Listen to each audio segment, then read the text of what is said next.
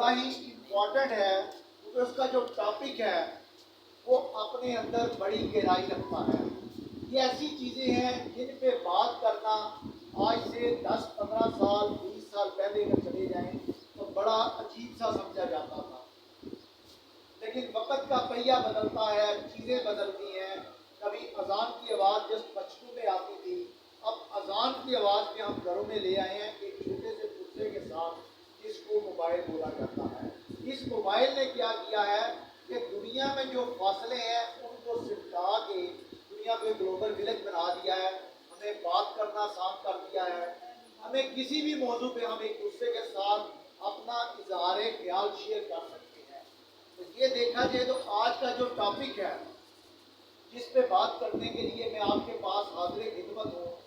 وہ پری marital counselling یا marital counselling کے حوالے سے ہے. یہ ٹاپک تو انگلش میں دیکھا جائے تو 3 ورڈز ہیں، لیکن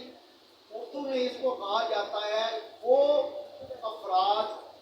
وہ مرد اور عورت جنہوں نے رشتہ ازدواج میں منسلک ہونا ہے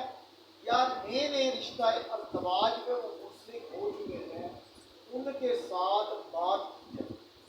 ان کو مشورے میں شامل کیا جائے، کیونکہ بات کرنا بہت ضروری ہے. اگر دیکھا جائے تو جو میں نے آپ کے ساتھ موضوع خیال رکھا ہے کہ اپنے اندر جو باریکی رکھتا ہے اس کا آغاز کرنے کے لیے، اس کے مقام کو پہنچنے کے لیے، اس کی اہمیت سمجھنے کے لیے سب سے پہلے جو بات کرنی ضروری ہے وہ آپ کے لبوں سے کلام ہونا ضروری ہے. جب آپ بات کریں گے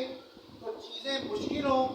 یا آسان ہوں اس کا راستہ ہموار ہوتا جائے گا. اس لیے اس کو ہم نے کہا ہے کہ نئے شادی شدہ جوڑے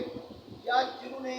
آپ سمجھ لیں کہ منگنی ہو چکی ہے اور نکاح ہونا ہے، ان کے ساتھ ان کے ماں باپ، بہن بھائی، گھر کے بزرگ بات کریں، ان کو بتائیں کہ آپ کی زندگی جو رشتہ ازدواج میں منسلک ہونے جا رہی ہے ایک ذمہ داری کا نیا نام ہے. کہ 10-15 سال پہلے اس موضوع پہ بات کرنا تو کیا، اس موضوع کا سوچنا بھی گناہ سمجھا جاتا تھا ہمارے معاشرے میں. لیکن جب موبائل آیا، ٹیکنالوجی کا دور آیا، ماڈرن اکوپمنٹ آئے، ٹی وی سے ہم نکل کے کمپیوٹر پہ چلے گئے، کمپیوٹر سے آگے گئے تو لیپ ٹاپ کا دور آیا، تو ہم بات کرتے چلے گئے. پیارے غیر میں جو ہمارے بہن بھائی موجود ہیں ان کو ہم اب جسٹ بات کرتے نہیں دیکھتے، ان کو بولتے ہوئے پہلے تو جسٹ سنتے تھے، اب ان کو دیکھ بھی رہے ہیں. فاصلے سمٹ رہے ہیں. تو کیوں نہ یہ رشتہ جو اپنے اندر انتہائی اہم مقام رکھتا ہے اس کے بارے میں بات کی جائے، اس کے بارے میں اس کو بتایا جائے کہ بھائی یہ ایک ذمہ داریوں کا ایک نیا باب کھولنے لگا ہے تم کو، اس کے بارے میں تھوڑا سا جان لو. اب دیکھیں آپ میں سے بڑی خواتین تجربہ کار بیٹھی ہیں جو گھرداری کے امور میں زیادہ ماہر ہیں، کھانا بنانا جانتی ہیں، صفائی کرنا ان کے لیے دائیں ہاتھ کا کھیل ہے اور وہ گھر کا نقشہ بدل دیتی ہیں. لیکن یہ تربیت زندگی میں انہوں نے کبھی نہ کبھی اپنے گھر میں موجود ماں کو دیکھ کے، بہن کو دیکھ کے، دادی کو دیکھ کے یا نانی کو دیکھ کے یا خالہ کو دیکھ کے سیکھی ہے. جب آپ گھرداری سیکھتے ہیں کام سا کام ہے، گھر کو صاف رکھنا، کھانا بنانا. اور کھانا بنانے میں بھی دیکھیں تو ہم میں سے ہر عورت کھانا بنانے میں ایک جیسی ماہر نہیں ہے. کسی نے زیادہ ٹائم دے دیا، کسی نے مسالہ جات کو زیادہ سمجھ لیا. تو میرا یہ ماننا ہے کہ امور خانہ داری بھی ہمیں سیکھنے پڑتے ہیں، اس کی تربیت لینی پڑتی ہے، اس کی تریش مریش کو سمجھنا پڑتا ہے. کتنا مسالہ ڈالیں، کتنی مرچیں ڈالیں، کتنا نمک ڈالیں، کتنا آئل ڈالیں، کس مناسب میں ہم نے گوشت ڈالنا ہے، کس مناسب میں چاول ڈالتے ہیں، تو اس ہنڈیا کی حیت بدل جاتی ہے جو گھر والوں کے لیے کھانے کے قابل بن جاتی ہے، جو متوازن غذا کی صورت اختیار کر دیتی ہے. تو کھانے وائز ہم اتنے سنجیدہ ہیں کہ اپنی بیٹی کو شروع میں جو پرایا دان ہے یہ سبق پڑھایا جاتا ہے تو پورے ہارا دانی خانہ داری اس نیت سے سمجھائے جاتے ہیں کہ یہ آگے اگلے گھر جا کے ہمارا نام روشن کرے. اسی طرح ہم میں سے حافظہ صاحبہ نے بہت اچھی تلاوت فرمائی ہے، انہوں نے دعا کی، انہوں نے بھی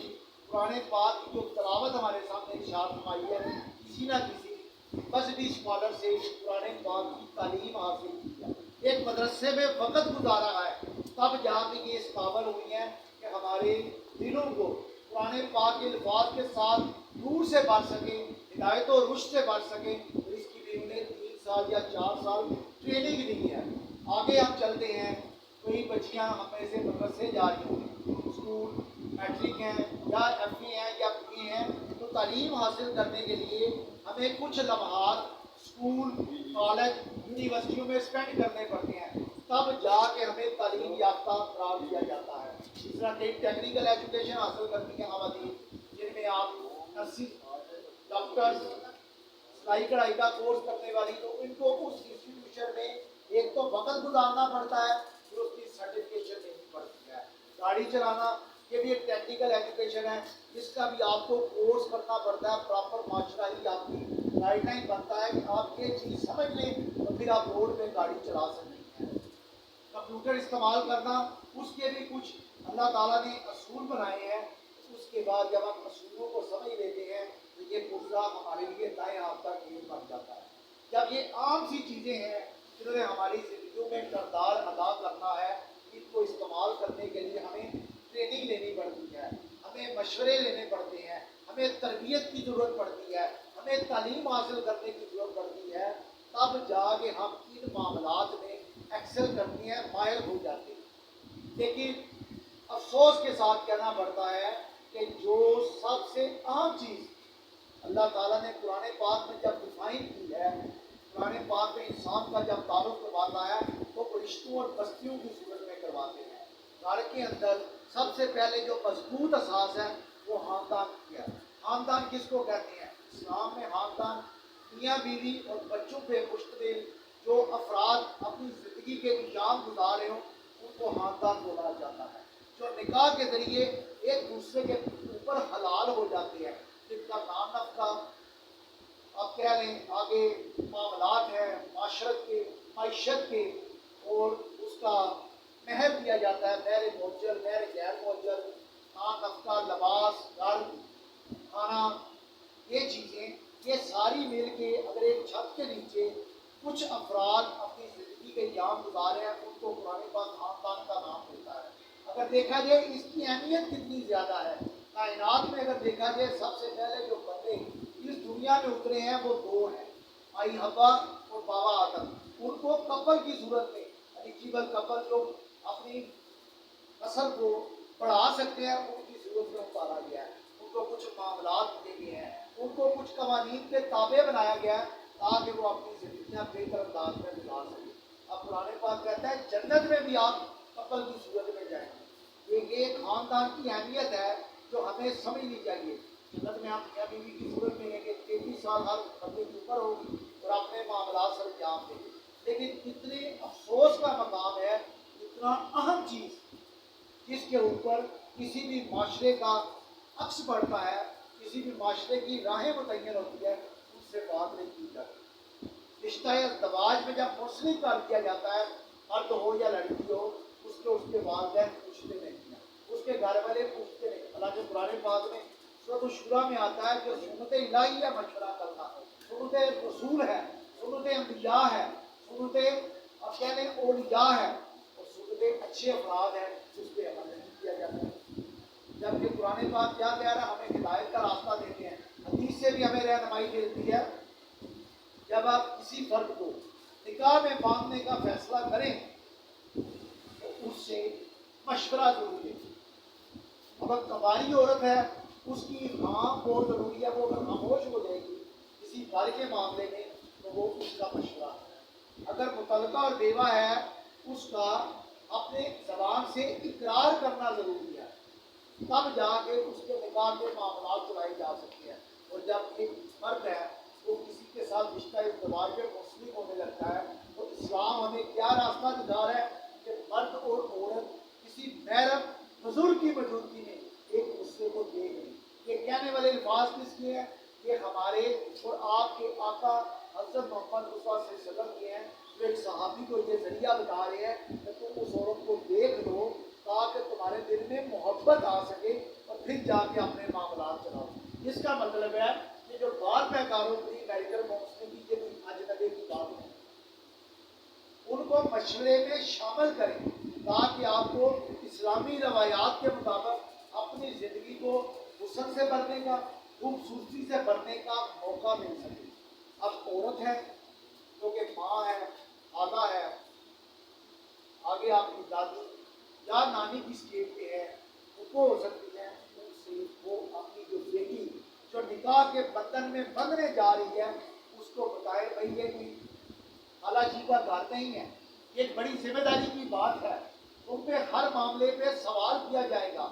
معاشرے کی نگاہیں تم پہ اٹھے گی، خاندان کے لوگ تم سے سوال پوچھیں گے، تم نے گھر کو صحیح سنبھالا ہے، تم امور خانہ داری سے آگاہ ہو، تم اپنے مرد کا لباس صحیح اس کو پہنا رہی ہو، کھانا صحیح بنا رہی ہو، اپنے بچوں کی تعلیم کے بارے میں پوچھا جائے گا، بچوں کی صحت کے بارے میں پوچھا جائے گا، اور ایک میاں بیوی کے چھت کے نیچے کے جو معاملات ہیں اس بارے میں بھی جس کو عورت جو کہ ماں ہے، بہن ہے، بیٹی ہے، وہ رشتہ ازدواج میں منسلک ہونے والی عورت کو رائے دلائے۔ اس سے ہوگا کیا؟ آپ کا کچھ نہیں جائے گا، آپ تو اپنا تجربہ ہی شیئر کریں گی، لیکن اس بیٹی کی زندگی بڑی آسان ہو جائے گی، کیونکہ وہ یہ سمجھ جائے گی کہ اس باری ذمہ داری جو میرے کندھوں پہ آ رہی ہے اس کے لیے مجھے مینٹلی پریپیئر ہو، ذہنی طور پہ تیار ہونا ہے، پھر جسمانی مشقت آئے گی، پھر نفسیاتی رجحان آئیں گے، پھر جذباتی کیفیت بڑھے گی، کیونکہ اللہ تعالیٰ کی ذات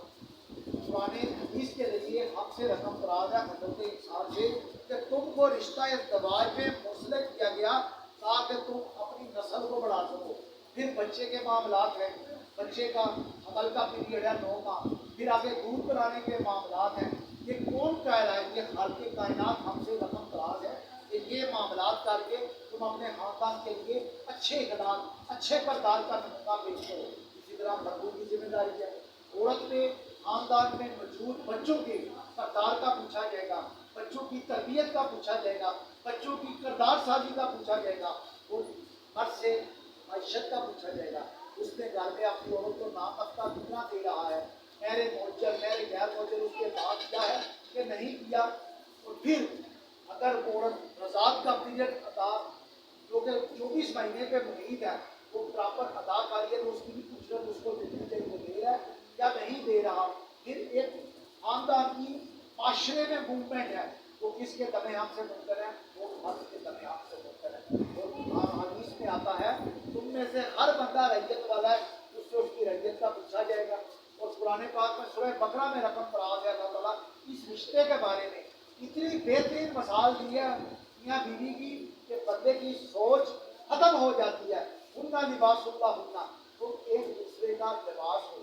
اگر دیکھا جائے لباس کیا کرتا ہے، لباس آپ کے عیب کو چھپا لیتا ہے، اچھی چیزوں کو واضح کرتا ہے۔ اسی طرح زوجین کا ورڈ استعمال ہوا ہے، زوجین کیا ہوتا ہے؟ دو مختلف طبیعت کے لوگوں کا یکجان ہو جانا، دو مختلف رنگوں والے افراد کا ایک رنگ ہو جانا، یکجان دو قالب بنے تو وہ زوجین بنتے ہیں، تب وہ میاں بیوی کے رتبے میں فائز ہوتے ہیں۔ اب یہ سب سے بنیادی اکائی ہے کسی معاشرے کا، اگر آپ دیکھیں ان کو شادی کے بندھن میں بندھتے ہوئے باپ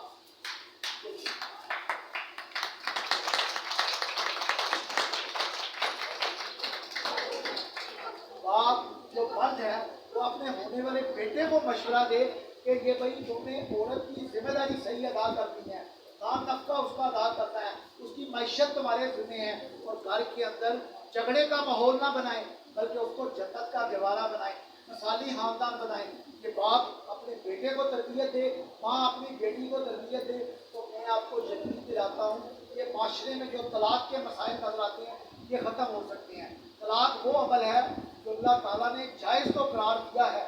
لیکن سب سے زیادہ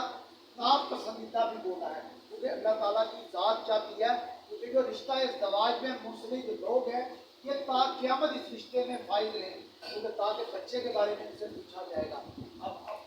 آگے چلتے ہیں کہ کاؤنسلنگ وائز اگر آپ دیکھیں تو مشورہ کیا چیز ہے؟ مشورہ یہ چیز ہے کہ آپ اپنا تجربہ جو آپ نے اپنی عمر کی اس زمانے کی ہاتھ چھان کے چنا ہے وہ اپنے بیٹے کو بیٹیوں کو سونپ دیں، ٹرانسفر کریں، ताकि उसको ज़माने की तकलीफ ना लग सके, उसको आपकी तरफ से जो आराम वाली बातें हैं वो ट्रांसफ़र हो। उसको बताएं कि कपल के दरमियान जो रिलेशनशिप है वो कैसे चलना है, क्योंकि अल्लाह ताला ने मेरे मोजल मेरे गैर मोजल के बदले ये चीज़ें हलाल की हैं। उसको रिश्ते की अहमियत बताएं, रिश्ते की एहतराम बताएं, रिश्ते का अदब करना सिखाएं, तब जाके चीज़ें अच्छी चलती हैं और उस ख़ानदान का एहतराम माशरे में भी आम हो सकता है। फिर उसको बताएं जब आप कपल रिलेशनशिप में आते हैं तो कुछ चीज़ों का तबादला होता है, जिस्मानी तब्दीलियाँ होती हैं। अगर ये चीज़ें आएँ तो आपको डॉक्टर की तरफ जाना चाहिए, ताकि आपकी बॉडी उस शख्सियत को, उस बार को जो अल्लाह ताला ने आपकी बॉडी के अंदर रखा है उसको उठाने के काबिल हो सके, बैलेंस डाइट की आपकी तरबीज हो सके, तरबियत हो सके। अल्लाह ताला की जात की आप बेहतरीन एग्जाम्पल दे दी है औरत और मर्द के बारे में। औरत मर्द की खेती है, हम तो एग्रेरियन सोसाइटी वाले लोग हैं, ज़राअत पेशा लोग हैं, बेहतरीन समझते हैं जब किसान खेत में हल जोतता है उससे पहले खाद भी डालता है, उससे पहले हल जोतता है, उस पर फिर बीज डालता है। तो औरत जिसने अशरफुल मखलूकात इंसान को पैदा करना है उसके लिए उसको बेहतरीन खुराक की ज़रूरत है, वो मर्द के ज़िम्मे है। या डॉक्टर से वो मशवरा करेगी, अगर खून की कमी है तो आयरन टैबलेट लेगी या फॉलिक एसिड की टैबलेट लेगी, एचपी का कितना म्यार होना चाहिए, उसकी बॉडी किस कैपेसिटी की होनी चाहिए, किस वेट की होनी चाहिए, क्या उसका बॉडी स्ट्रक्चर होना चाहिए, ताकि वो खानदान की जिम्मेदारियों को पूरा कर सके। फिर आपके घरेलू मामलात हैं, अमूले खानादारी है, खाना बनाना है, कपड़े इस्त्री करते हैं, कपड़े धोने हैं, और फिर माशरे के लोगों जो खानदान के लोग हैं उनके साथ अपने ताल्लुक को जोड़ना है। ये सारी चीज़ें जब हम उनको ट्रांसफ़र करेंगे तो फील करेंगे कि हमारे रिश्ते में बेहतरी आ रही है, इम्प्रूवमेंट हो रही है। अगर आप देखें तो हम में से कुछ औरतें बुजुर्ग खवातीन के लिए जो बुजुर्ग माएँ हैं वो ऐसी बैठी हैं जिनके दौर में ये बातें बड़ी अजनबी की समझी जाती थी। उन्होंने तो जैसे तैसे वो ज़िंदगी गुजार दी, अभी गुजारा उनके ऊपर मशवरे की जिम्मेदारी डालें, उनसे मशवरा करें, उनसे तरबियत लें, उनसे तजर्बा लें, ताकि हमारे घर एक मसाली जन्नत वाले घराने का नमूना पेश कर सके। कि जन्नत दोज़ख का अल्लाह ताला ने नक्शा तो बयान किया है, लेकिन घर भी कहीं जन्नत बन जाती है, घर भी कहीं दोज़ख का नमूना पेश करते हैं। जिन घरों में हर टाइम लड़ाई झगड़ा रहता है, एंग्जाइटी रहती है, डिप्रेशन रहता है, वो चीज़ इन्हीं दौर में दोज़ख का नमूना पेश करती है। और जिन घरों में मोहब्बत है, उर्स है, इखलाक है, अच्छे इखलाक की तरबियत की जाती है, बच्चों की निगरानी सही की जाती है, बच्चों की तालीम का इंतजाम किया गया है, बच्चों की सेहत के बारे में सोचा गया है, तो वो घराना जन्नत का नमूना बन सकता है। इसके लिए मेरा ये आपके साथ मशवरा है कि बड़े गुजारा उनको मशवरे में शामिल करें, क्योंकि बात करना ज़रूरी है। अपने खानदान को बचाने के लिए गुजारा अपने बच्चों से बात करें। तो बात करने का मशवरा कौन देगा? बात करने की बात खालिक़ कायनात कर रहे हैं। सरकार मदीना हज़रत मोहम्मद मुस्तफ़ा सल्लल्लाहु अलैहि वसल्लम ने जब अपनी बेटी फातिमा को ज़हरा को निकाह के बंधन में बांधा है तो उनसे भी मशवरा किया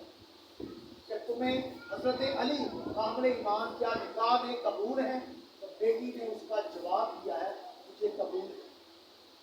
हमें अपने सुन्नत रसूल पे अमल करने का सवाब मिल सकता है अगर आप मशवरे को आम करें। और फिर जब हम आगे चलते हैं तो उनको बात करना बताएं, इख्तलाफ करना भी बताएं। इख्तलाफ करने का मतलब कतई ये नहीं है कि हर टाइम लड़ाई झगड़ा, तो उनको बताएं अदब से इख्तलाफ करें। उनको अहादीसे नबवी बताएं कि मुख्तरम रिश्ता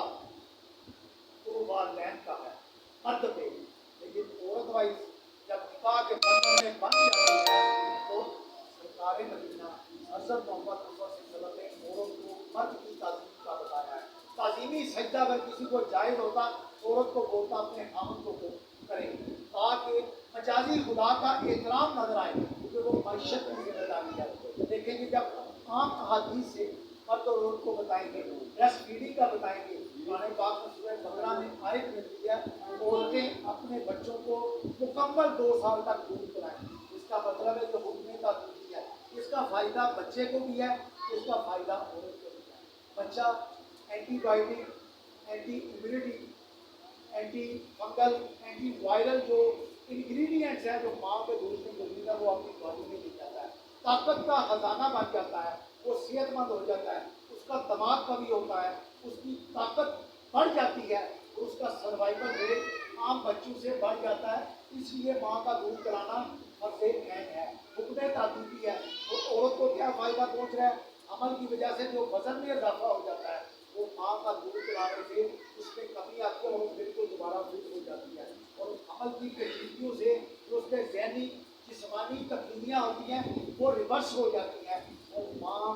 ब्रेस्ट कैंसर से फॉरएवर सेफ हो सकती है। उसको सर्वाइकल कैंसर नहीं हो सकता, उसको यूट्रस का कैंसर नहीं हो सकता। और ये ब्रेस्ट कैंसर दुनिया में औरत को सबसे ज़्यादा हलाकत का मौजूद करता है। अब देखिए अल्लाह ताला ने कुरान पाक में आयात जो उतारी हैं उनमें सीधा साधा फायदा औरत और उसके बच्चे का है। तो आज मेरी ये अपील है, आप क्यों ना इन छोटी छोटी बातों पे अमल करें, प्री मैरिटल काउंसलिंग के ट्रेंड को आम करें ताकि उनको मसाइल हल करना बताएं।